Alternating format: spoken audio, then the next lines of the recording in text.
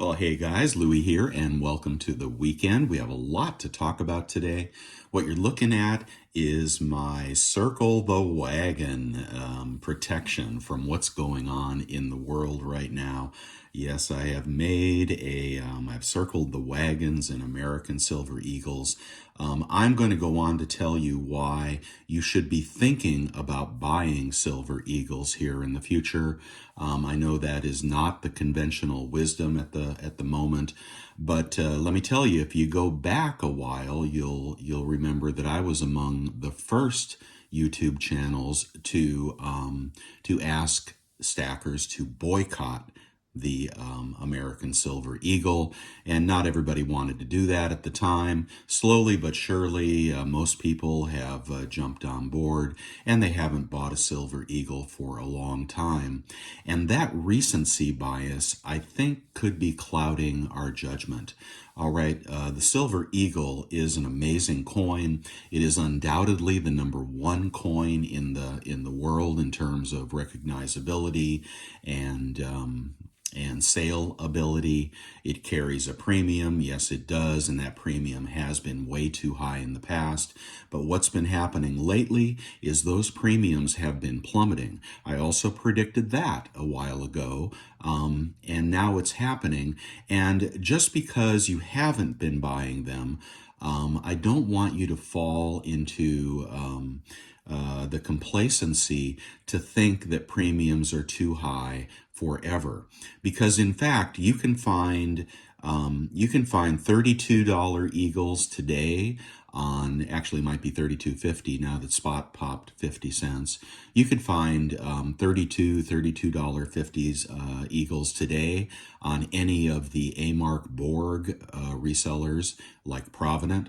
But you can also find Eagles for $27.50. Well, at $20 silver, it was $27.50. I put out a short on that yesterday, or was it the day before?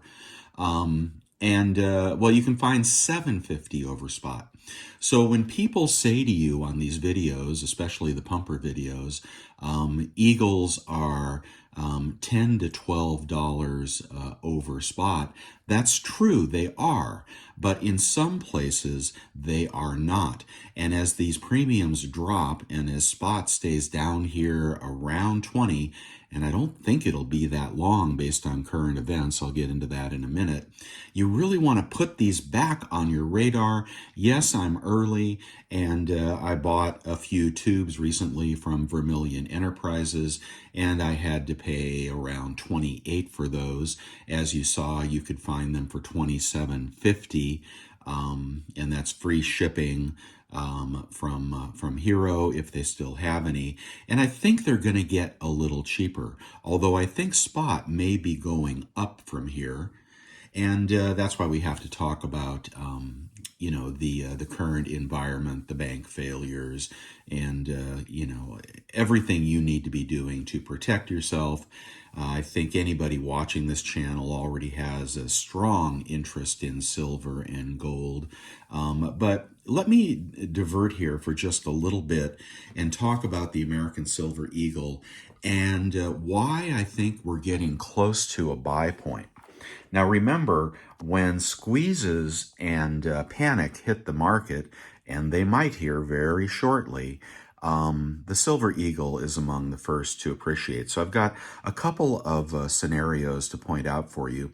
But first I want to tell you about the pricing of Silver Eagles and why you will never see Silver Eagles. Okay, I can't say never because, a bomb could go off tomorrow and who knows if money will be worth anything. But the price of Silver Eagles will never get back down to that $2, $3 premium that we all enjoyed several years ago. And let me show you the math, and it's partly because of the way the U.S. Mint has structured their reseller program. And you just think about, if you were a reseller, how much money you would need to make on the resale of Silver Eagles. Here we go right now. I'm going to say spot is $20. Well, it was a couple days ago. Actually, it dipped below $20 twice after market over the last week. And you could have picked up lots of cheap silver out there. But on the Eagles, if spot was $20, okay, there is what you call an authorized purchaser of these Eagles. Now, this is a middleman, and their sole purpose is to provide liquidity to the system. They have to buy 25,000 units to get these prices, and not everybody can be one. Of course, AMark is one, and I think AppMex is one. But for the most part, they are resellers, and the U.S. Mint is currently charging them $2.35 over spot. What's happening with the U.S. Mint? They are raising their prices, and I think their recent increase in premiums on their proof coins, on their collector coins, is going to destroy demand, and increasing on the mintages is going to destroy demand on their profit center, which is all the expensive stuff. So, but in regard to the Silver Eagle program, right on their website, you can see they currently charge $2.35 to the handful of authorized purchasers that are out there. These are the guys that were jacking up the prices and paying $2.35, or perhaps it was a little higher. Perhaps it was over $3 at one time. I heard someone say that seemed to be in the know. But these were the guys that were jacking up the premiums because of the silver squeeze and because there was high demand. And they raised their premium, probably to $10 or more to these guys. Okay, these are the resellers, the people we will buy them from. But if you go back to a scenario where they actually want to move product, and you say, let's give them a $1 profit. Now, they're investing $22.35, and we're giving them a $1 profit. That is under a 5% profit margin. I actually don't think this will happen. But if you went to the extreme and you said give them $1, then the resellers would be buying in at $23.35. Let's give them less than a 5% profit margin on their purchases. Puts it to the stacker at $24.35. Of course, they have to pay for free shipping. And in this scenario, I'm saying a $25 Silver Eagle would be the buy of a lifetime. Don't sit on the sidelines waiting for $2 premiums. I don't think we're going to see them. I've flipped my scenario. I was short and now I'm long. And of course, I was paying $27.50, $28 on these. You could have paid $27.50 yesterday. I think they're going to wring a little more profit out of this, and maybe that premium will get down to $6.50. God, maybe $6. Because remember, these guys here are, they're going to make hay while the sun shines. Now, one of the reasons I don't think we're going to see their premiums at $1, I think they're going to be much higher than that, as they are today, is that the U.S. Mint is curtailing production again. Okay, I don't know what is up with them, and I actually did not expect that. I thought they would open the floodgates on silver, but they are curtailing production significantly while spot is down here around 20. So there is going to be a general lack of Silver Eagles, except for the people that are selling them in the aftermarket. I believe Vermilion Enterprises is paying $5 over for Silver Eagles. He's selling for $7.50 over last time I checked, and he's buying at $5. I can't think of anything fairer than that, but that's a dealer that's willing to pay $25 for your Silver Eagle. So if you're waiting for 25, you may be waiting a long time, because I think the supply is going to be restricted by the U.S. Mint for whatever reason they choose to go bankrupt or lay off staff or do something completely, off the wall. They're not fulfilling demand. They won't be fulfilling demand, and the Eagles will be in finite supply. Maybe they never plan to do, more than 12 million Eagles in a year going forward. Clearly, the Planchet supply story is BS, has been BS since the inception of that story. And Sunshine Mint is marketing, what looks like millions of rounds of silver at rock bottom prices, which I'm buying. But in this scenario, you can sit and you can hope for $25. I don't think we're going to see it if spot stays at 20. Okay, but in the 26, 27 premium zone, I think you can load up on Eagles again. There are benefits to Eagles that I won't go into, such as capital gains reporting. And of course, when the good stuff spikes, it spikes higher. So you could buy the Maples at, $25, or you can buy the Eagles at $27.50, right? Which are you going to do? I'm opting for the Eagles and hoping to get a little better price going forward. Please put this on your radar and don't listen to yesterday's news. I think part of our responsibility here on YouTube is to somewhat predict the future and let you know what might happen in the future so you're properly positioned for the future, not for the past. Okay, and that's why I'm doing this, and I'm going against the grain one more time, but I have not been wrong all that much in the past. All right, now let's talk about, let me get a wide shot here and I can put that down. So let's talk about the world around us. Okay, you have heard about the bank failure. It was not a bail-in, which I kind of thought they would do. It is a full-on bankruptcy, and FDIC has taken possession of Silicon Valley Bank. Now, if you're in San Francisco, I think you should be very, very afraid. Of course, this was the bank that the venture capital funds invested in. This is the bank that all the very well-paid employees of the tech sector had their money in. And just one second. Now, I want you to understand when I say very well-paid, and these are the people that are getting laid off, okay, by the tens of thousands. The average salary set somewhere like Google is about $250,000 a year. All right. And when they get laid off, they get a severance package that buys them some time. But these are the same people that have the $1 million mortgages all over San Francisco. And these are the same people that if they had assets in Silicon Valley Bank in excess of $250,000, they stand the risk of losing them. It's not a guaranteed thing because the FDIC strives to get everybody reimbursed. So this may not be a 1920s style bank run. There are lots of businesses that use Silicon Valley Bank, probably run pretty high cash balances. I think the FDIC is going to expend a great deal of money trying to make everyone whole, but they don't have to. All right, if you're over 250, you stand to lose everything.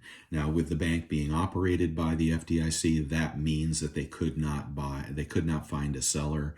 They could not find a buyer quickly enough to augment their assets. But there's a general trend for all banks are losing deposits. If you go back and look at my video of how to buy a bond, which is as simple as transferring your money from your bank into your brokerage account. You can set up a brokerage account in about 10 minutes. You can fund it. They will pay you, okay, if you put money with them.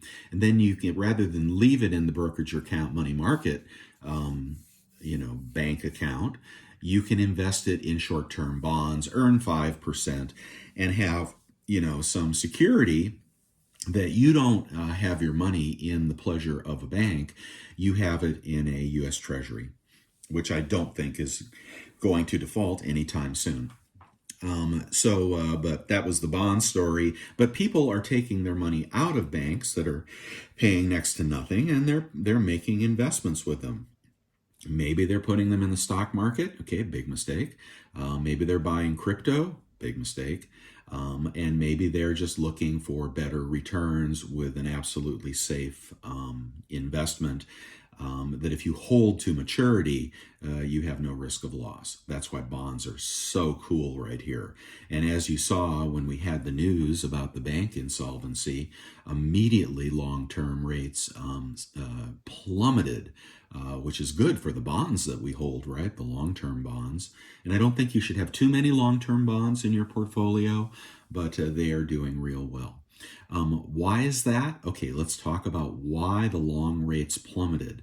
The long rates plummeted because when this happened, the people that know the industry on the inside, and by the way, they really can't tell you everything they know. All right, it is actually a crime to incite a bank run, and I certainly don't want to incite a bank run. But the people that know the most are the most scared right now. All right. And many of them are saying that this event could possibly trigger a reversal on the part of the Fed. Why do I think that's possible? And again, things are not the same. If you were sitting at $20 silver waiting for $18, you very possibly might be waiting forever because something seminal has happened here. Yeah, don't you love the old design? I don't want the new design. I hate the new design. But the type 1, if you can get random dates and get the type 1 for less than you can get the 2023s, holy mackerel, I would do that all day long. Gosh, just beautiful in every respect. These are 2015s. So if you were waiting for under 20, that may not happen because something seminal happened, and that is a systemic failure. Why is SVB systemic? Because it is indicative of many, many other banks, and the smaller those banks are, can't get a good focus this morning. The smaller those banks are, the more they are at risk. Remember what happened in the UK when their authority reversed because of the gilt crisis? It's the very same thing. What's happening is these banks, and I would say it was quite foolish, never thinking that rates could go up. Of course, they didn't expect them to go up so rapidly. And once they did go up, they failed to sell the bonds that they had invested in. They invested in the most speculative end of the market, paying the highest rates, and expected to get all their principal back. And then the Fed started pounding the dagger into Wall Street, into the heart of Wall Street, and raising rates. And there's still no sign of a change in attitude about higher for longer. Well, that dropped the principal value of the bonds, not the bonds, but the mortgage-backed securities and the agency debt and all the stuff that's really, really hard to sell. That dropped the value of those by perhaps 30%. The longer the duration, the bigger the loss as rates go up. That's why you want to keep your duration shorter at the current time. You want to be under 2 years, and you don't want it to be money that you'll need if you're going to need it in 6 months. If you're predicting, the bottom of the stock market in 6 months, then buy yourself a 6-month bond. But these haircuts that the banks should have been taking were not taken. Same thing with the gilt market in the UK. It happened all at once. They went insolvent, and they had to reverse policy. That is possibly going to happen on Monday. There could be some other razzle-dazzle. There could be, perhaps behind the scenes quantitative easing. The Fed could come out with a reassurance that they're going to buy all what do they call it, damaged debt or impaired debt at book value. If that happens, people will make a fortune on their debt if you're buying mortgage-backed securities or even long-term treasuries that, with a yield of 1%. And you're underwater, and the Fed comes in and says, we're buying all of it at the coupon, at par. People are going to make a fortune. But that kind of thing has happened before, and it is surprising when it does, but that's exactly what is needed to bail out the banks and to stop contagion. But, I don't know. I really, who knows? All I do know is that something really significant has changed, And, I and others were looking at silver under 20, thinking that, we could see a dip here, perhaps down to 18, as the stock market sold off dramatically. And of course, I predicted that a week or two ago. Um, the liquidity is going to start to hit the market. But notice how liquidity was a problem on Friday, and silver and gold were up. I think that could definitely continue, and I think we could be at the beginning of a bull run on silver and gold. Why silver and not gold? 91 GSR, for God's sakes.